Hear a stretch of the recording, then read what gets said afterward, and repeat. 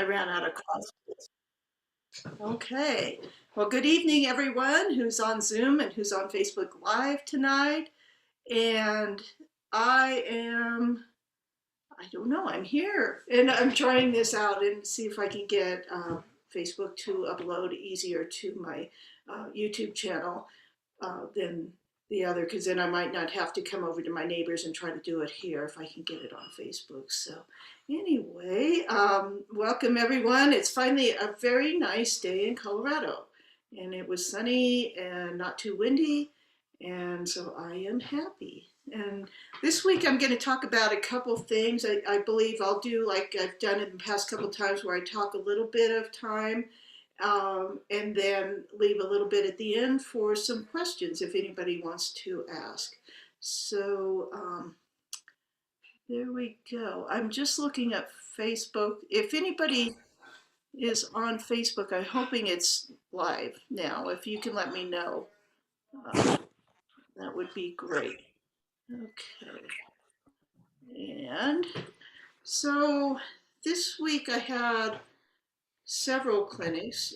Short one, there was one day, and then I had a 2-day clinic where I did one day of instruction and demos, and then another one that was just a little bit of a talk at the beginning, and then we did just one horse at a time. And I've talked to some of the people, and I've mentioned this before, how I think that the energy is getting stronger, that when I go and do these things, I'm seeing almost instantaneous reactions from the horse that I had never seen really in the past, quite to the extent that I do now. And I don't know if that's actually the energy field getting stronger, or the fact that I don't feel so much like when I go out that I have to hide a little bit of what I am and what I do, so that people don't make fun of me or discredit me or those kind of things. So I think there was a bit of hesitancy on my part in the past when I would go out, because most people didn't know what I was doing, and I didn't want to scare them or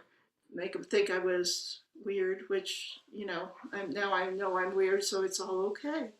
Um, Starting out tonight, I wanted to talk about the basically kind of some confusion that's around what I do energetically with the horses and what other people do that are maybe doing similar things, or they're doing a different relationship based training. And so it's put in a lot of confusion for people. It's when do I do the breathing, when do I do the check, when do I turn off the energy, when do I turn on? And I want to clear up a lot of this. And part of the problem is when you start going down almost new route that we are taking right now, it's hard for people to understand what it is, because there's no previous foundation for this is how energy works, or this is how my training works, or anything like that. And so there's a lot of room for making assumptions or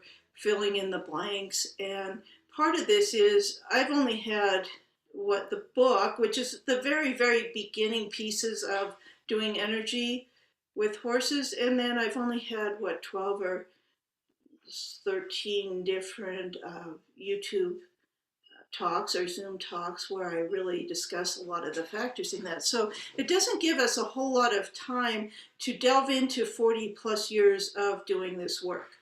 And I try to start with the basics and go from there. And then I see people sometimes going off into other places and assuming I do certain things, or assuming I don't do other things. And so I want to kind of clear that up tonight about where I'm at and what I do and how the energy works. So each week we'll just add another piece to it. Go ahead and ask me questions on the Facebook group. I will get to as many as I can based on my schedule, and over time we'll get all of this cleared up so you guys feel more comfortable with what we're doing.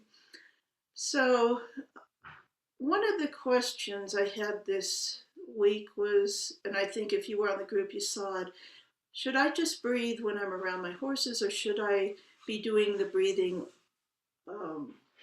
all the time, or all that? And what I want you all to know is that everything I'm teaching and everything I went over in the book is really a way to live your life. It's a way to be in the present and a way to get to train yourself to be in the present. And you do all of those things all the time. So if somebody asks me, when do you breathe the slower breath or put the pause in? I'm going to tell you pretty much all the time. Okay, it's part of who I am and who I'm becoming. And so I don't separate that from breathing in other situations. I'm always checking back in, and it just has become kind of a habit. If I feel stressed, I'm going to check in and see where's my breathing. And I don't care if I'm stressed with the horses or stressed around in my normal life. That's my first go-to, is I'm going to go back and check my breathing. Okay, and then the same thing, I'm always checking my emotional state. Same way, it's not that it's hard to do, it's just that I will check in, especially if something happens and I feel like, wow, all of a sudden I feel stressed. Where is that in my body? Can I breathe that down? Can I let it go? Is it justified? Is it coming from someone else that I'm picking up, or even a horse that I'm picking up on? So really, we are looking at changing our whole entire energy signature so that it becomes very stable over time. And in the book, I talk about the energy signature, and that's in, I believe, the second chapter. So if you're kind of confused about what is your energy signal or energy signature, then go back and look in the book and go over that. But essentially, it's really about what is our emotional state. It's creating an energy field around us combined with our thoughts, and that together combine and make our energy signature. So I am always checking in. Where am I at? What am I thinking? What's my emotional state? What am I projecting out into the world? What am I projecting out to my horse in any moment in time? And as you begin to put your awareness on those things, and you begin to live your life a different way, you live it in a place where, like I said, it's not hard for me to do. I feel like I just go with the flow with it. And I know what my body feels like when I'm in a good state, and I know what my body feels like when I'm stressed. And so when I'm stressed, I know I can take some measures, such as just simple breathing techniques, to bring myself back into relaxation. So I just wanted to really clarify that, because people will ask me, they say, okay, well, how do I do the energy with the horse now? When I want to proceed on and ask the horse to do something, whether it's riding or groundwork. And they think, well, energy is separate from the groundwork over here, and it's not. I am doing the exact same things the entire time I'm with the horse.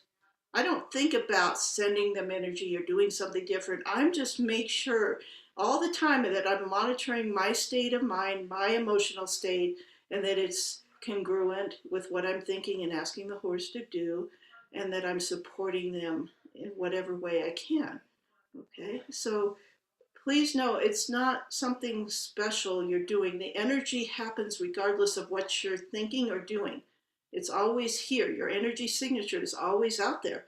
I'm just saying be aware of what it is at any one moment, so that you can know, like, oh, my horse didn't do a particular thing, or it didn't want to do something. And you can go back and go, did my energy signature change? Is that what the problem was? Did I become unclear because all of a sudden my energy signature changed because I started thinking about something different other than the horse? And so it's all these very fine tuned abilities to stay in a single thought and a single emotion, and then change them when you want to. Okay, so it gives you a whole lot of control. And this, again, gets into, people will tell me, well, I will do your piece, which I don't know what, your energy piece, and then I'm going to go over here and get the relationship piece from another person or another place, and I'm going to practice these other things. What I'm telling you about your energy signature staying congruent, making sure you're very consistent in it, that is the connection piece. That is where you build a relationship, because the more you become consistent in who you are when you walk in with that horse, the more the horse will know who you are and what to expect. a lot of times our horses get anxious and all these other things because you show up as one person one day and you're a completely different person another day.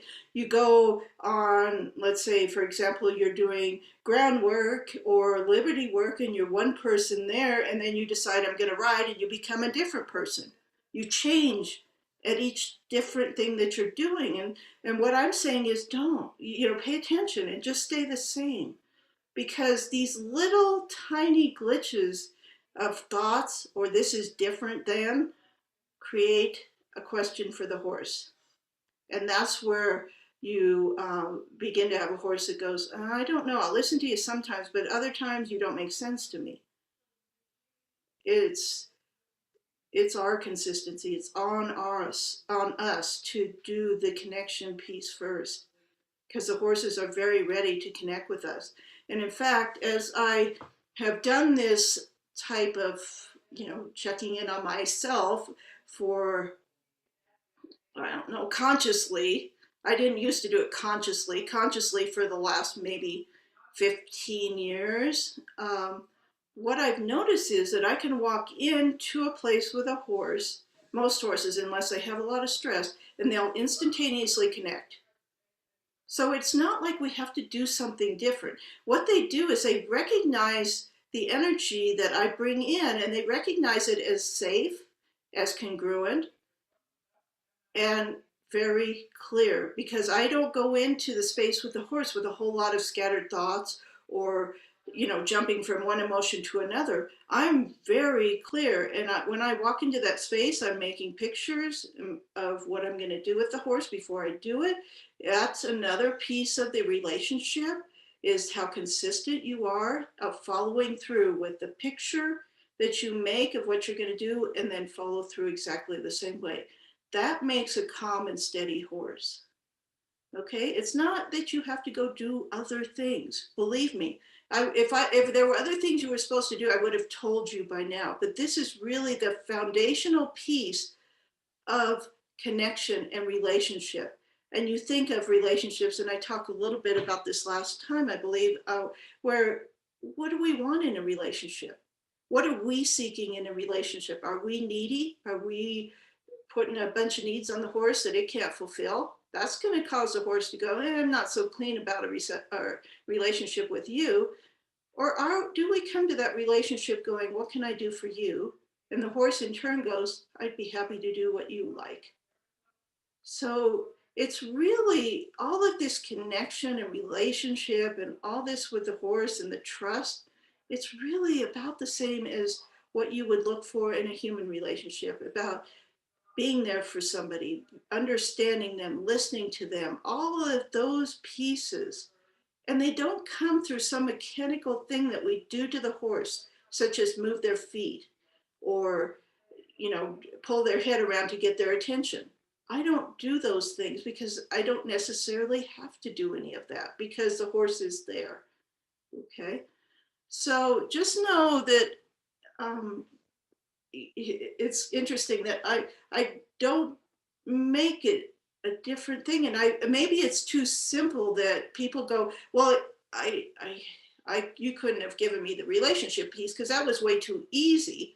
So I'm going to go find someone that has a real complicated way to connect and have a relationship with your horse. It takes a lot of years and a lot of practice and all that. The only practice you need is on yourself, and then the horse comes along. That is provided, again, that the horse doesn't come to you with a huge trauma load or a lot of past baggage, you might say. But again, that thing is going to, we can resolve some of those issues that come in with horses that are not used to connecting and haven't wanted to because there was no reason.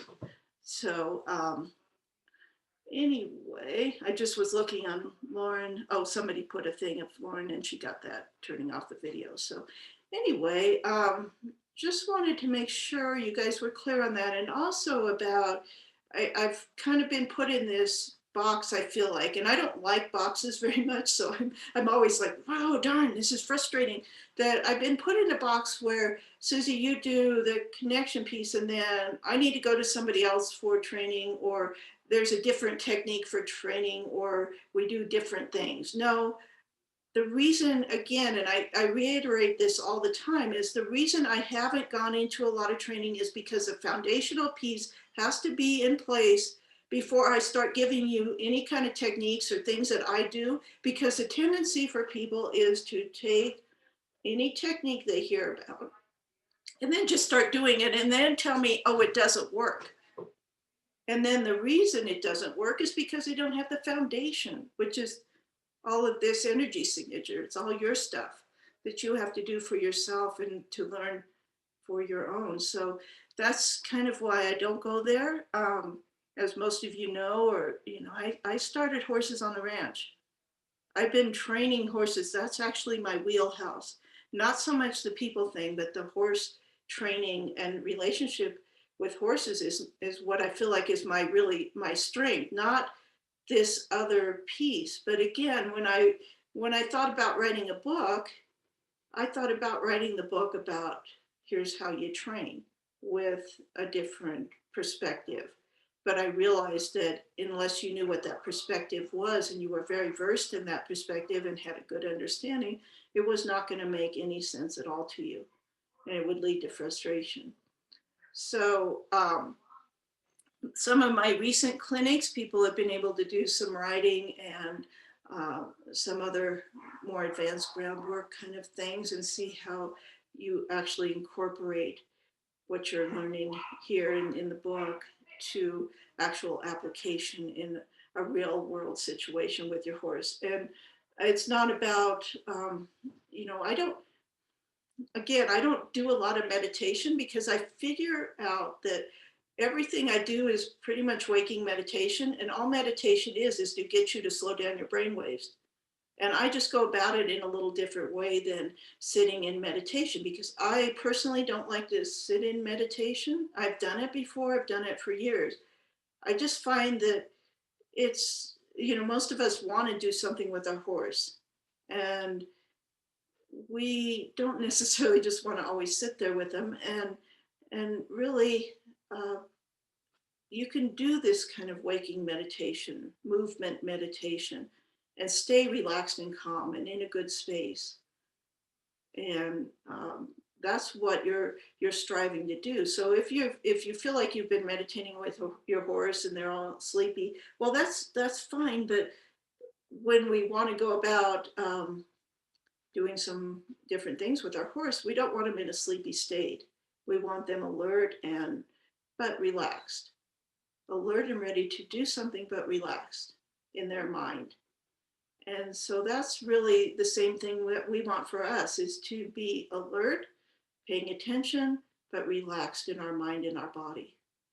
Okay, so that's where we're working toward. And I wanted to kind of give you that overview that, yeah, if I thought that you should meditate for a half hour every day, I would tell you that.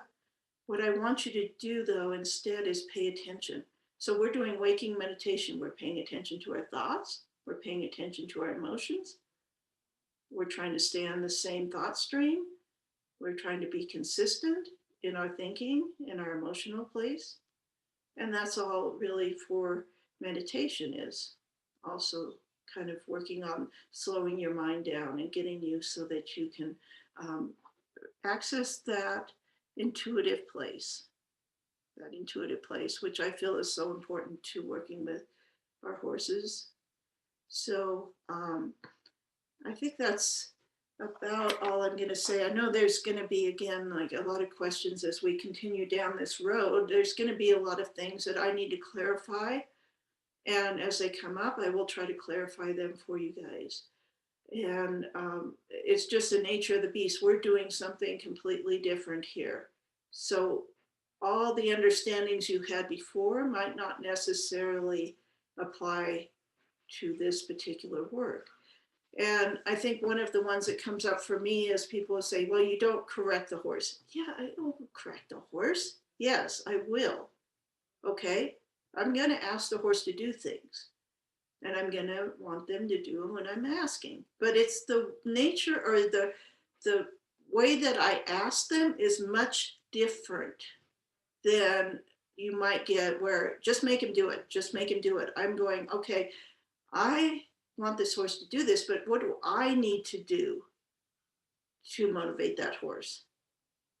Without using any kind of, I don't use a flag. It's okay if other people want to use a flag to do it, that's fine. I don't do it just because I find that that then becomes a little bit of a crutch. And then you're always kind of relying on, oh no, I don't have the flag, so I can't get this done. I'm trying to give you self sufficiency so you can go out and do something regardless of where you're at and what tool you have available to you. And so that's where I'm trying to bypass some of this stuff um, where yeah, somebody just put on, do you think of it as inspiring the horse? Yes, that's my job, is to inspire the horse to want to be the best they can be, to reach their highest potential. And just like with people, there's a lot to the motivation, and how do you inspire somebody to reach their greatest potential? It's not by giving them a crutch and always correcting them and always um, being there to hold them up. Like, a lot of people who ride, they'll hold their horse in a position. It's like, that's not me. I'm going to show him where the position is, and then I'm going to let him figure out how to get there on his own and how to maintain it. And I'm going to be very kind in that process of, here we go. I'll show you what to do. And then you just hold it for a second or two. Great. Okay. And then I'll show you again. But I'm not going to hold you there. I'm not going to hold you up. And this is the same thing if I had children or something, and even people ask me, why don't you give us all the steps? There's a reason, because I want you self-sufficient. If I give you all the answers, you'll never be self-sufficient.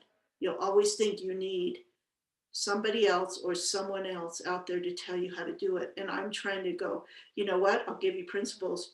You figure out, and you stand on your own, and you do this. And yes, I'll be there to help you and give you guidance.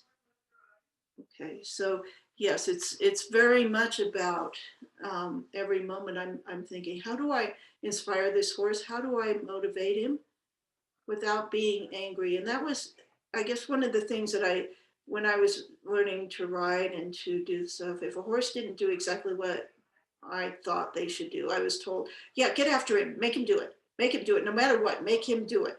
Well, guess what happens when you make a horse do something with that mentality in your mind? I'm just going to make you do it. I'm going to force you to do it. You build up a brace in the horse. Oh my gosh, how many horses do I see with huge braces everywhere in their body because they were made to do something and they resisted?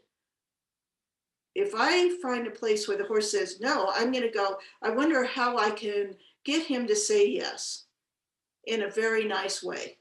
And if you have a lot of these principles, you're going to find ways to have the horse say yes without a big fight. And that's what I always tell people. I'm not going to play games with a horse. Most horses have a game that's called the pulling game. And, they get to a place where I don't want to do it. I'm going to just pull you around. And the horse that, when I take one of those horses, let's say I'm on the ground and the horse goes, I have the pulling game down, and I go, I don't know that game.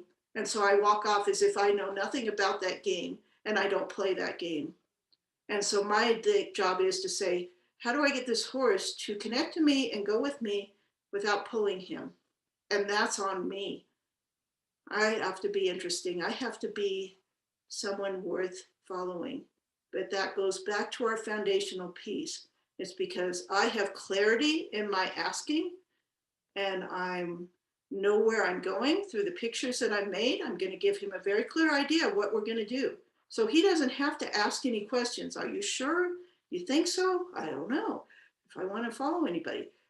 And here we get into this place of leadership. Do you follow a leader who asks questions? Do you want to come with me? Would you like to come? No, you follow a leader who's kind and gentle and says, we're going over here. Now we're going over here. Now we're going to do this.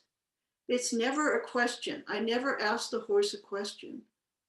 And I've seen this, maybe one of the most common things that I see is the question and how it makes a horse stop. Because people will be, not preparing, not thinking about what they're going to do. They just go about, okay, I'm going to go off here and lead the horse. The horse goes, I don't think so. And he just stands there. And then they start the pulling game.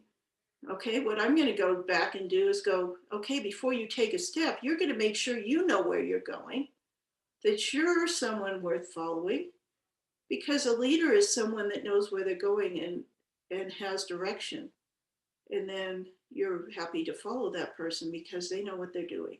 If you turn around, another one other than the pulling game is there's the one where the horse doesn't come and you turn around and look at the horse and go, come on, and you keep looking at the horse. And for me, every time you look back at the horse, you're asking a question. Why didn't you come? Why didn't you come? Are you gonna come? No. When I get the horse, I'm like, I'm just going here. I don't look back at the horse. I don't look back and say, are you coming? No, I just gonna assume they're coming with me. Okay. And if not, I'm gonna have to change something that I'm doing to motivate them to come. Okay. So there may be times where I need to, do a little rope or tap them on the butt to come on. Okay, wake up. And this is the other piece where when we ask the horse, I'm talking about us being prepared to go forward and follow through with the picture and the direction and everything that we're going. But it's also important for us to look at the horse and go, is he in a state of mind to follow me? If he's super asleep, and he's got his head down and his eyes are closed, well, don't just assume he's going to go off with you. You're going to have to wake him up a little bit before you ask him to do something. Otherwise, it's just too abrupt of a change. On the contrary, too, or contrast, if you go to ask a horse and he's up here in the air and his head is up and he's looking off into somewhere, he's not in a state of mind to follow you either. So this is the place where you have to go, I have to have connection first before I ask for us to go do something together. And so if you have the horse whose head is up in the air, of course you're going to have to pull on it to get him to come with you. And then most of the time after that, he's looking out at whatever he was going to look at. So there's some techniques. I don't talk about techniques very often, but there's a technique that I taught some people at a clinic this last week. The week has been so long. I'm like, was it last week or this week? No, it was the beginning of this week. I did a 2-day clinic, and I had a lady come in and she had the most beautiful off the truck thoroughbred. He was a great grandson or great or however many greats after Secretariat. And he looked just like him. It was stunning. He was stunning. But he was also, outwardly focused. He was not focused on his owner. And so she was playing the pulling game for a while. And so what I did was a technique, and if you do a private with me, I'll go through this technique, but essentially it was a technique that I used to get a horse. I use it for many different things, to get the horse's attention, to calm them to a better state. Um, if you wanted to change the startle response, you could also use it. So it's a super simple one, but it applies to many different applications of this particular technique. So I walked around with the horse for a while, and usually what has to happen when you do this technique, and that's why I said the foundational piece is so important, is that I've got to have this actually work. I've got to be able to shift to that neutral place where I don't have any emotion, no need, no intention, no anything other than relaxation. Okay. And so I'm going to walk with that horse doing, I'll put my hand on it and I'm waiting for that horse.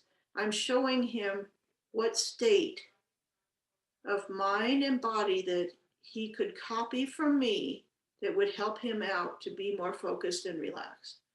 And I have to stay with it, and I have to be very aware every moment that I'm doing this. Where is he at? What's he looking at? Is he going to look away again? And I've got to be able to go back and go, here's what it feels like to be relaxed and in your body. Okay. And so as I'm leading this horse around, I just let him go in a little circle around me as I'm doing this. And pretty soon, he starts to have some of the calming signals, and he'll lower his head a little bit. He'll start to look at me. And when he realized that, wow, I don't need to feel so anxious and so um, alert all the time, I gave him that space of congruency, of safety, of I don't even remember, just of neutral. And he goes, wow, this is safe here. I could kind of be with you then. And I could kind of be just like you, relaxed, breathing slow. And it was so beautiful how this horse who was, I mean, he was beautiful before intention, but you know, it was like every muscle was on this horse at the beginning. And I did not have to move his feet around. He moved a little bit. I let him do that. And he came down where he was walking with his head down, and finally his muscles were all moving. Under, you could see every muscle under the skin because the skin was so loose then and relaxed. And his magnificence in that state, as he moved out in that relaxed state, people were coming and watching because it's like, oh my God, is that just beautiful? Here's a horse fully walking into himself in relaxation and not pulling his owner and not doing anything that's bad and not looking out at every little thing that he heard. And I don't know if anybody will share.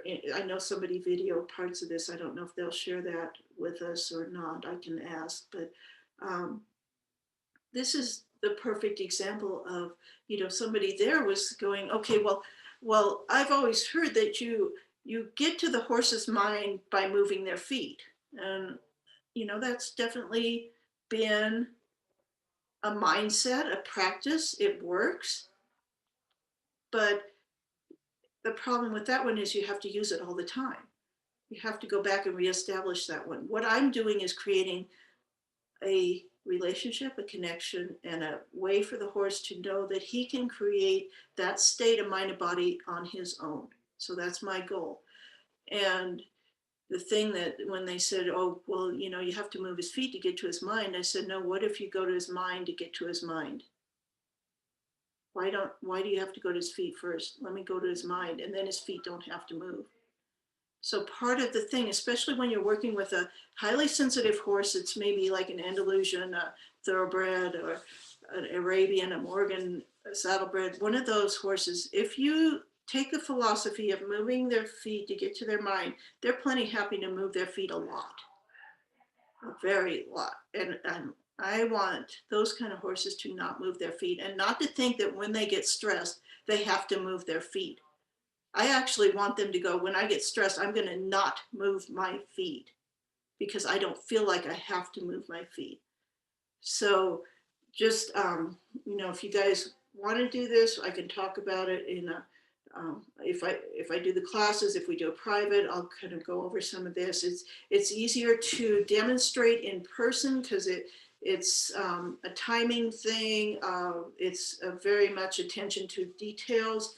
Um, so it's not something I can necessarily just tell you on here how to do it and then you can go and do it. I I'm realizing that there's a lot more to what happens than what appears on the outside. And I'm trying my best to explain everything that's happening. And it's just taking me a little bit of time to figure out how to translate what I'm doing internally to what's happening externally with the horse and why I'm doing what I do at any particular moment. So just know that's, you know, at some point I'll try. It's not like I'm trying to keep a secret or something like that.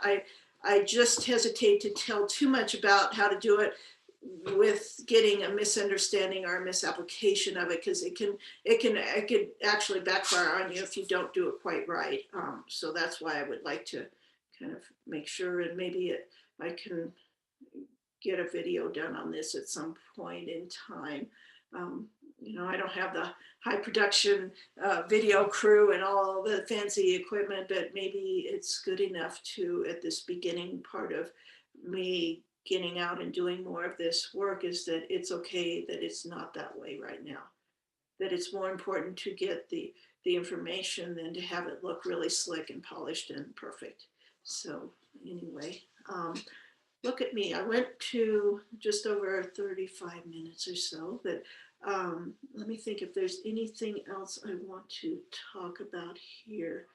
Um, Oh, I wanted to say again, as I'm going to these clinics and noticing that when I talked about the energy seems to be getting stronger, or perhaps I'm not as hesitant to let it be seen. Um, this clinic this week, I had another horse. It was a demo horse, and I was talking a little bit. I think we were going to do the trauma release on this horse, and so I was talking a little bit about it and how um, horses have these points in their body where if you look at them or touch them or put focus on them, that there's a reaction, and it's an emotional reaction, and you can see it in the body. Any of these trigger points, emotional trigger points for the horse, and so I was talking a little bit about that, and I wasn't looking at the horse. I have to be very careful when I'm there that I don't talk too much because I'm making pictures all the time. The horse is already picking up what I'm kind of doing and how my energy's changing. But anyway, I tried to do a block so the horse wasn't really seeing what I was doing inside. And I talked about, okay, now I'm going to do this. Go ahead and focus on this point on the horse. I'm just going to turn my body and focus on a point, and then we'll see what the reaction from the horse is. So I no more than turned and looked at that spot. Then the horse did one of those huge, big stretches where they really put their neck up high and their back goes hollow, and then they stick their back leg out. I mean, it's full on, and we could hear cracking of the vertebrae. And I'm about 15 feet away probably from this horse when I did that, and it was such an incredible thing to witness that, okay, we don't even realize how powerful our focus, our energy, and what we're projecting onto horses. And just in that moment of me being in a neutral place and just giving that horse a safety, here you can let go of whatever it is on that point, it instantaneously let go of that. And I think it's a good point of be so careful, be so careful with this energy work. Know how you're affecting a horse. And anytime I'm activating a point, if I just activate that point in the horse, I turn my energy center away from them immediately. So I'm not there staring down on them. And just like any of us, you can't let go of something, or you can't do something if someone's staring at you. So it's really important that we take the focus off if we hit a point like that, and we let the horse do what they need to do. Um, but I just wanted to reiterate that, and to really let you guys know that the energy is a beautiful thing, but it's also, you can overdo it, especially now. I think I'm seeing it just ramp up a lot, and I have no idea why, other than something's changing in the energy field. I have no idea. Other people have said that to me also, that things are changing and getting stronger. So just a word of caution, because this is a very powerful thing. And I approach it with the greatest reverence and the greatest caution and the greatest awareness of what I'm doing every moment that I'm thinking of this energy thing and how I'm affecting another horse or another human for that matter. So anyway, I'm going to stop this part for Facebook Live. I don't know if you guys will be able to hear the questions. If I have questions on this one, I'll try to um, reiterate what it is and then what I'm going to answer on it. So just if you're still watching on Facebook, I'm going to go over here. And again, if anybody wants to do, on the right lower corner, you see the little round face with the plus that says reactions, and you can just hit on that. And there's a little place you can go raise a hand. And if you would like to ask any question, you're more than welcome to do that. If I have no questions, then I'm probably going to go ahead and we'll just wait and see if anybody is brave tonight to ask a question. So, oh, you know what? I bet you I never did get live going, because I bet I didn't hit the right button. So never mind, live people. I think I didn't. See, one of these days I'll figure this out. I've got a new computer, so you had to hit another area. But anyway, go ahead if anybody has a question. If not, I will go ahead and, oh, there's Julia. Okay, I'll have you unmute, Julia, whenever you can. I just hit my button to have you unmute, so you can go ahead. Oh, There we I go. thought I had unmuted. Okay. I have a question. Yeah. I was wondering, do you do Pivo Live at all? And like, would you do any class training or sessions on Pivo Live? Because I've just obtained that, and I would like to try some stuff out. Okay. Yeah, and I'm doing some of the Pivo Live. I did one for a lady in Australia, and our connection was perfect. I did one today for a lady in upstate New York, and it didn't work so well. I think because of her internet connection on her end. So yes, I'm definitely open to doing some Pivo Live type of things for a class, or if you guys want to get a group together, certainly is an option instead of a clinic, that we can do it in that fashion and that way. So that would be Okay, I wouldn't mind setting that up for some time. I'm not sure how good the internet connection would be, because where I keep my horse, her internet is just wicked. So I don't know that I would be able to get a good signal, but I would like to try it and see if we can do anything that way. Yeah, because when it works, it's just beautiful. So yeah, it's a great idea to. I find like a lot of times at the barns, just from being inside or being in the barn, you're far away from the router or the that kind of thing. So it makes it a little sketchier. But yeah, we can certainly do a test run on that, Julia, and see if it works. Okay, I'll probably send you a message a little later. Thank you very much. Cool. All right. And you can mute again after you ask your question. Okay. Whoops. All right. I'm going to Tara, so I'm gonna ask you to unmute now. There we go. How are you, Just Tara? a kind of a quick, I'm really good, Good. really good. About turning energy on and off. So I definitely sense that energy is on all the time. I'm very cognizant of it. No matter when I walk up to Moses, no matter what I'm thinking, he still kind of tilts his head to the side, like I just screamed at him. Mm-hmm. But then if I just stop and pause, he'll turn his head back around. So I don't know if there's a way I should maybe even I don't even know how to, I don't even know how to phrase this question. But when you talk about regulating your energy, because it is always on, because now it is always on, Mm-hmm. how do you not overload? And the little bit that you know about Moses being as sensitive as he is, Right.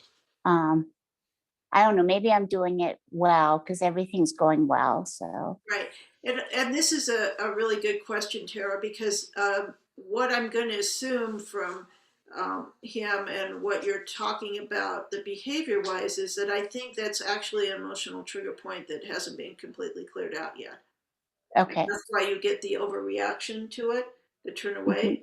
So I would probably do a little bit of that process of the trauma release on that point and see if we can get that to neutralize. And then again, energy is always on, so I shift into that neutral place around really Mm-hmm. super sensitive horses, and I'm in that neutral place a lot. I realize now that I've really paid more attention to that as one of my options that I do. I find that that's where I'm at a whole lot of the time. And it's just it's that kind of the sacred space at the bottom of the breath. It's a place where nothing is going on, nothing is being asked, nothing is happening.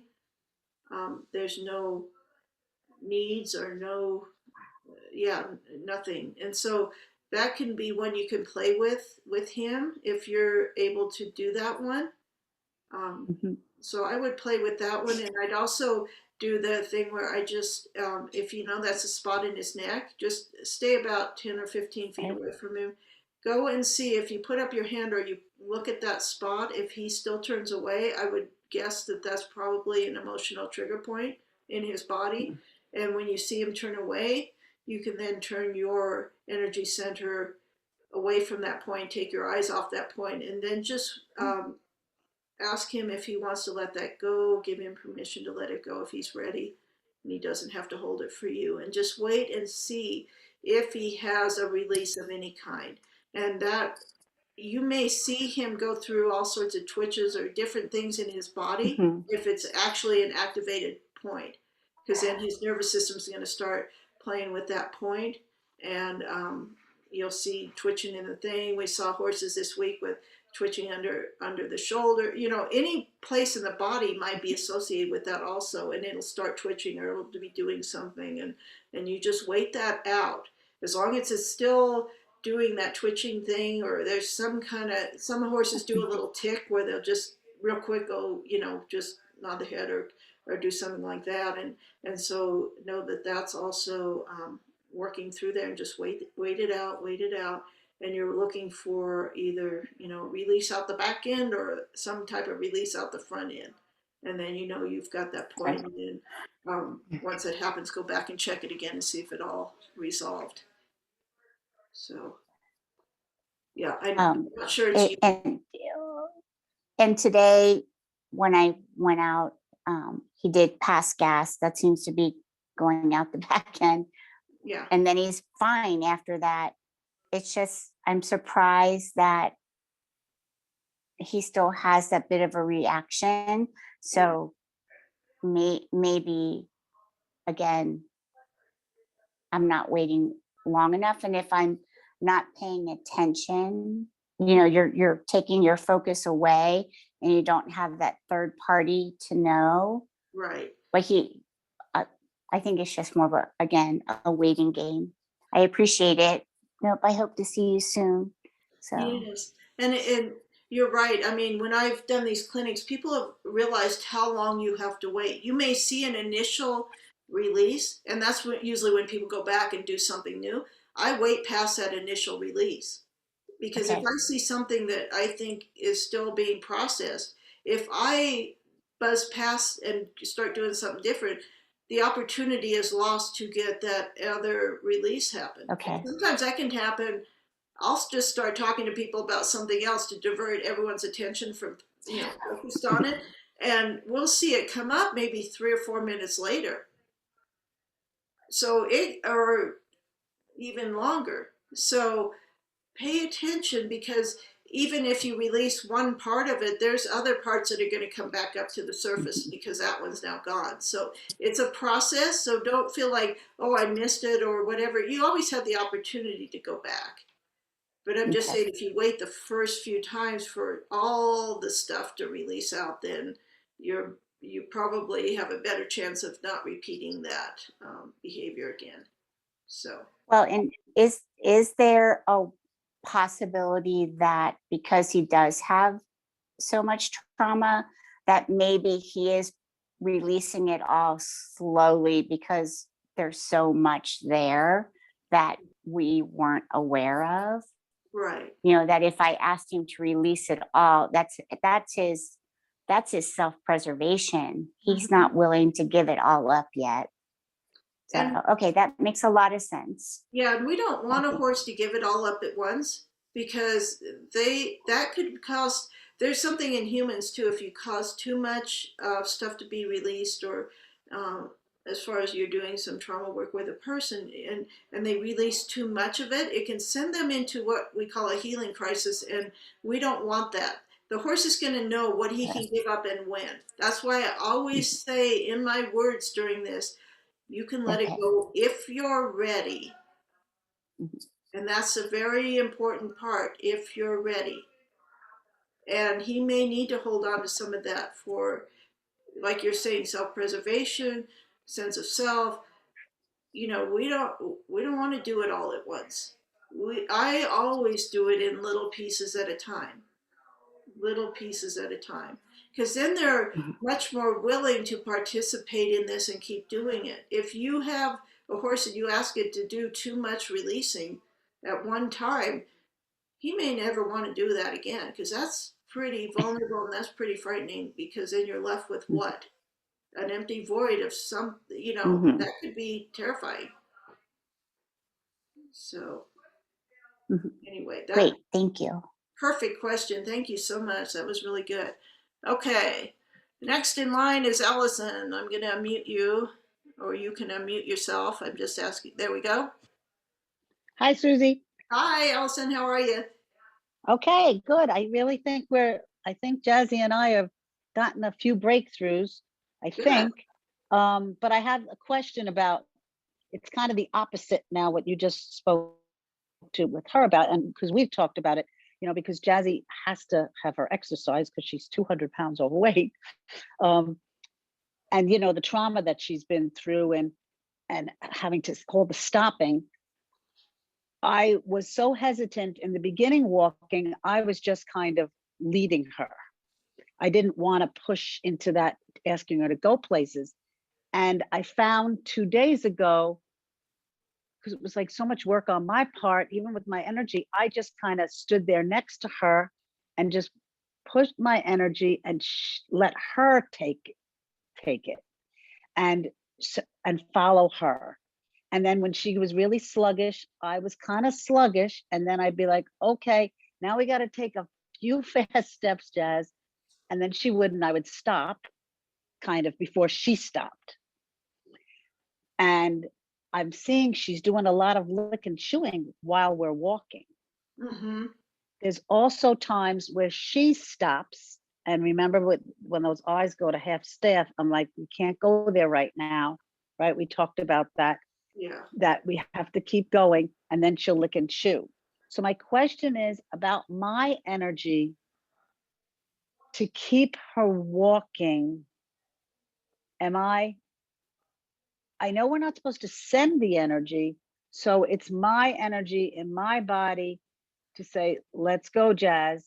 And then I kind of stay with her if she's not ready to move at that pace, and then try to get her to move up a little. And we've even tried it a few steps, and then I'll bring her back down.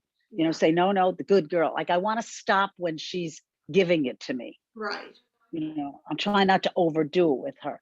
So am I correct in that I don't want to project my energy, the picture I have in my mind? Do I keep that picture while we're doing it the whole time? That's where I'm. Yeah, that's a good question. And I kind of worked with someone today about here's how we do the visualization is I'm gonna keep the picture, I'm gonna keep the energy of here's how I want to walk, here's where I'm gonna show her exactly what that is. And I stop before I even start, I have the picture and I've done it. And then I actually walk into the picture in real time. Like I keep the picture going, but I'm actually doing it in real time now. It's kind of a Okay. hard concept to explain, but yeah, you don't ever want to be sending anything, because it can overpower a horse if you send them something. So I'm always creating it in my body, going, oh yeah, let's Okay. go here. Um, I think we'll have to look at it when I'm up there and see what's going on. I don't know if I can picture or give you any more real concrete answers Okay. to that one right now. I know how I do it, but sometimes everyone is different. Every horse is different when I'm there, and I have to experiment around. And I think that's part of this whole process is we're experimenting around and seeing what works and what doesn't. With Okay. the idea that we're not going to force it. I think energy being sent to a horse or forced on a horse is just as bad as if you were hitting them or doing, and Elsa or Tara may say that too, especially with her sensitive horse, that if you put too much in there, he'd probably shut down. He would probably shut down and not want to go anywhere. So it's a delicate balance. It's a delicate dance. Right. And so really, I always err on the side of doing less than more. Okay. Okay. Anytime Mhm. I'm in this realm. So anyway, like I said, I'm not sure I answered that very well for you, but just play with it and see, as long as you're not sending anything there. So Right. Okay. No, you did. That's what I thought. I didn't think I was supposed to send it. I yeah, just keep it in myself. But I find that I'll put it in myself, but I wait till she takes the first step yeah, and I go with her. Whereas before I was like leading her, and now she seems to be more responsive and doesn't stop as much. okay. And think about the stop, and this is one really important. If she stops, the question you asked, did I stop the picture? Did I ask a question? Did I wonder if she was Okay. going to come? Did I have a hesitancy of somewhere in my body? So it's really about paying really close attention, especially with your sensitive horses. Because they're listening for everything you're saying in your energy signature. Right. Yeah. So Okay. great question, Nelson. All right. Thanks. Yeah, we'll talk to, I think, next week. I think it is. We'll Yeah. see again. Okay. We'll All talk right. to you later. Thank you. Bye. Bye.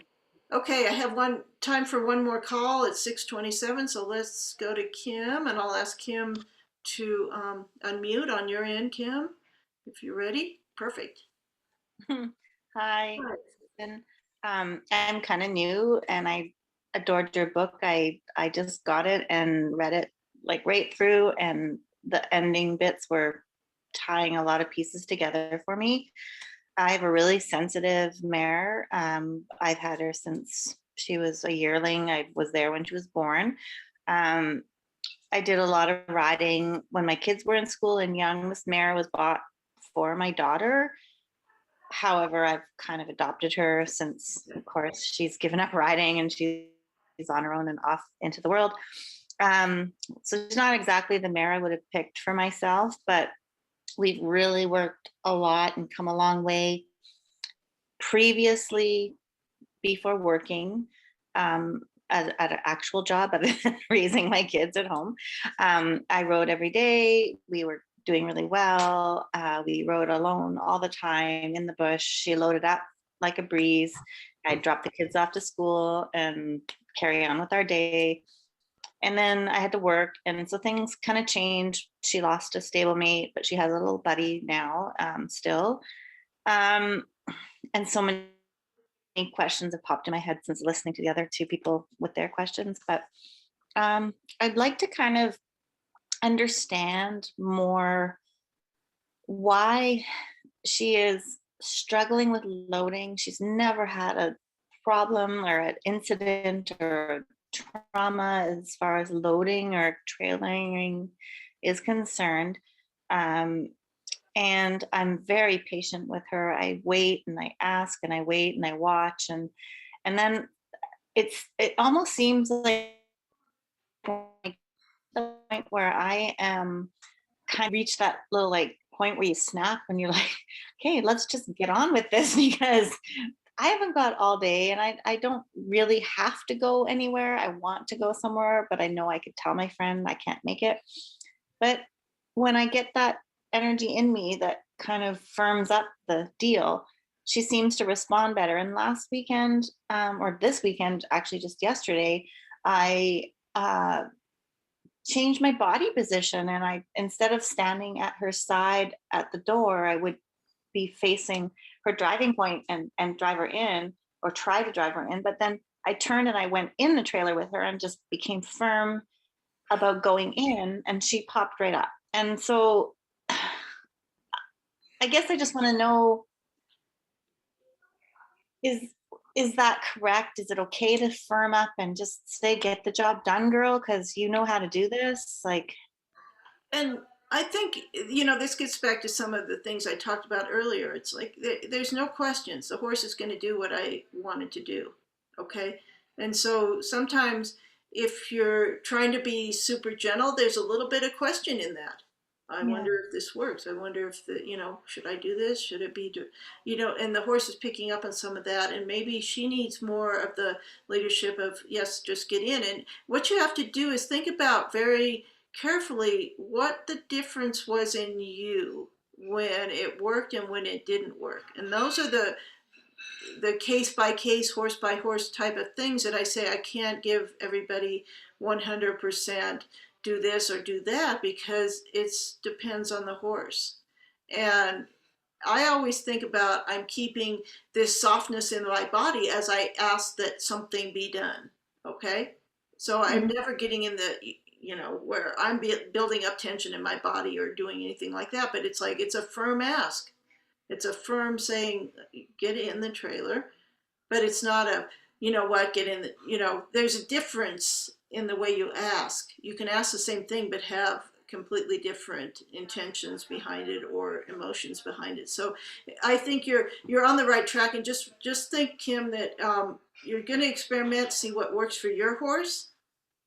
And as long as you're not, beating on her or doing, getting angry and that sort of thing, if it works, it works, and if it's uneventful for her and it works, then, I'm not seeing what's happening, but I'm going to trust you're a good judge of whether it was respectful and good or if she was fighting it. So, again, without Yeah. seeing her, I can't give you more of an answer than that, but Yeah, I understand that. And I do want to book a session with you to see if we can do something remotely. But the other thing is that she will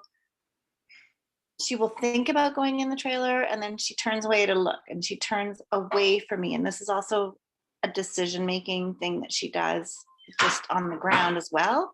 okay. And this whole head turning away, I let her look, I let her have the opportunity to choose, but I often just bump her back and say, hey, I'm here, pay attention, we're going in, we're doing this. And I don't get rough with her. I don't disallow her the decision making. I follow Josh Nichols, so I'm really working on this relationship. But Yeah. I just wondered, Yeah, am I on the right track? Is it okay to bump her and say, get back here to me? right. And so this is probably the thing I would do with her is the same thing I was talking about with the horse, the Secretariat Grant, great. Yeah. I would do a similar sort of thing with that horse to get the attention on me whenever. So I do it every time that horse breaks connection with me, and I'll bring it back. But in a particular technique that I use, it's not pulling the horse over, but giving them a place of, here it's okay, connect, and get a little bit of a relaxation response. Okay, so every time, it's one of those things you have to catch it every time the horse starts to look away and you go back, and it's really building in an anchor that's similar to an anchor when you do it for hypnosis in people, that pretty soon when you touch the horse there, it comes back and it looks at you and it's focused again. So that's really what I'm working on, getting to a different response, so they can't just keep going, I'm just going to disconnect, I'm just going to disconnect and look over here. And I'm giving you a way to say, okay, when the horse does that, here's what we do. And so that you get the focus back on the horse, and it's not looking away when you ask it to do something as an evasion. It's a very gentle evasion, but it's still an evasion of what you asked for. And so, Yeah. again, I don't take no for an answer from a horse, but I'm very careful in my monitoring. What does that horse need to understand what I'm asking? How can I ask what is going on with the horse and why did it say no? And again, that's where people go, you don't ever discipline a horse, or you don't ever expect anything. Well, yes, I do. I expect a lot from a horse. Again, if you've been on my other things, I had ranch horses. They had to do something when I needed them to do it. And Mhm. it wasn't a question of, can you say no? They always had to be able to say yes. Right. And, same thing showing a horse. I didn't go, do you want to show today? It's like, hey, we're showing today. And, they were always come up to the plate and did a good job. And because it was what the foundation was before that when I asked for something, they were willing to give it to me and do what I asked, because it was always a respectful ask. It was always with their, going back to, why did you not want to do this? What did I miss something, or is there something in you that's a problem? And go about fixing that. And again, this is 40 years of 45, I don't know, so a lot of years of doing this, um, to come to this place. And I wish I could tell everybody, oh, in this case I did this, but everything that I do is dependent on what happened right before that. What was the horse's response to the thing I just did? And that's going to tell me whether I do more of the thing I tried or whether I go to a different thing and do something different. So yeah, this, I I'm probably, I haven't looked at Josh Nichols' program. I would assume if it's relationship based, it's more along what I do because I'm very Yeah. relational based. It's very relational, and that's how I connected to you.